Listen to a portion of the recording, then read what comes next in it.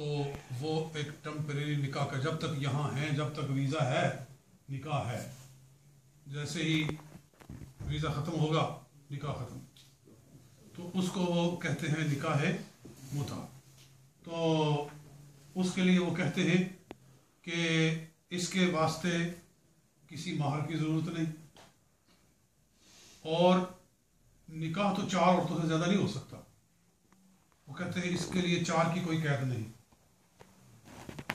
اور یہ بھی کہتے ہیں کہ اس میں ہر کسی سے ہو سکتا ہے، چاہے وہ ہندو ہو، سکھ ہو، عیسائی ہو، کسی مذہب کی عورت ہو، اس سے وہ ہو سکتا ہے۔ بلکہ وہ کہتے ہیں متع کیا ہے؟ اجل مسمن و وقت و اجل مسمن و اجر مسمن، کہ پیمنٹ اور ٹائم، بس فکس ٹائم فکس پیمنٹ۔ تو پھر اس کا کیا معنی ہے؟ تو یہ بالکل فضول بات ہے۔ اسلام میں جس طرح کا وہ متع کا تصور پیش کر رہے ہیں وہ سیدھا سادہ زنا ہے۔ بہرحال یہ باطل ہے، لیکن میں بتا دوں کہ نبی اکرم صلی اللہ علیہ وسلم کے زمانہ مبارک میں یہ چند دن کے لیے حلال ہوا تھا، چند دن کے لیے حلال ہوا تھا۔ اس کے بعد حضور اکرم صلی اللہ علیہ وسلم نے خود فرما دیا کہ یہ ہمیشہ ہمیشہ کے لیے حرام ہے۔ یہ اب اس کا کوئی گنجائش نہیں۔ والموقت کا مطلب ہوتا ہے کہ ٹائم کے ساتھ نکاح کیا جائے، کہ ہمارا 6 مہینے کا نکاح، ہمارا 2 سال کا نکاح ہے، یہ باطل ہے۔ جب نکاح ہوتا ہے تو فارغ ہوتا ہے جی۔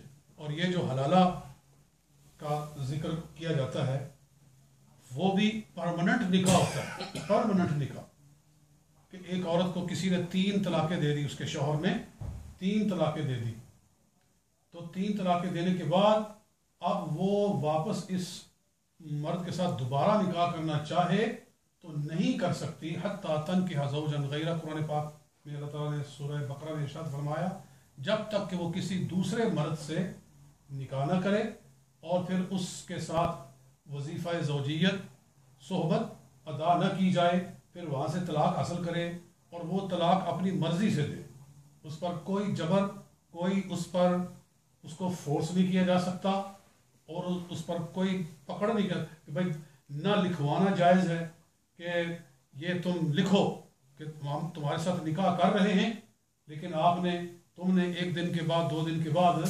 طلاق دینی ہے۔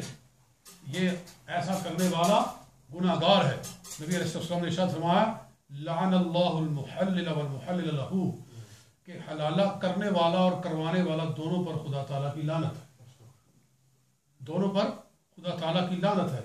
لیکن یہ اس شکل میں ہے جب کہ فکس کیا جائے، طے کیا جائے، اور بول کر یا لکھ کر یہ سارا جو ہے وہ طے شدہ ہو۔ اگر طے شدہ نہیں ہے بس تیرے ساتھ نکاح کر رہے، آگے اس کی مرضی وہ طلاق دے یا نہ دے، چاہے تو ہمیشہ اپنے پاس رکھے، اسے کوئی منع نہیں کر سکتا۔ وہ ایک مستقل نکاح ہے، مستقل نکاح ہے، اور قرآن کہہ رہا ہے کہ وہ پہلے مرد کے لیے حلال نہیں ہے حتیٰ تنکح زوجا غیرہ، جب تک کہ وہ کسی دوسرے شوہر کے ساتھ نکاح نہ کرے جی۔ فَإِن طَلَّقَهَا حَتَّى تَنكِحَ زَوْجًا غَيْرَهُ فَإِن طَلَّقَهَا فَلَا جُنَاحَ عَلَيْهِمَا أَن يَتَرَاجَعَا، اگر وہ دوسرا مرد اپنی خوشی سے طلاق دے دے پھر کوئی حرج نہیں کہ وہ پہلے کے پاس واپس آ جائے۔ یہ نص قرآن ہے۔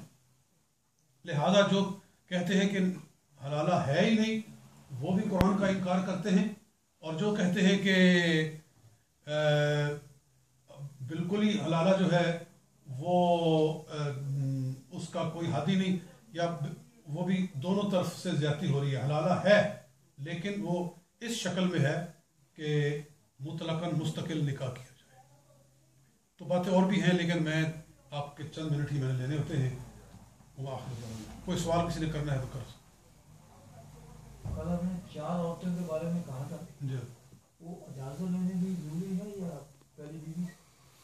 اجازت لینی چاہیے، इजाज़त लेकर ही करना चाहिए, क्योंकि इजाज़त ना लेकर अगर निकाह करेंगे तो इतना बड़ा फसाद आप अपने लिए पैदा कर रहे हैं, इतना बड़ा दरवाज़ा आप अपने लिए फितने का खोल रहे हैं कि आपकी ज़िंदगी अजाब हो जाएगी। अगर उन औरतों को बताए बगैर निकाह एक और बना लिया किसी ने, तो हम देख रहे हैं कि जिन लोगों ने दूसरा निकाह किया है इस तरह से हो गया, उनकी क्या दुर्गत बन रही है। जी हाँ, किस तरह उनकी पिटाई हो रही है।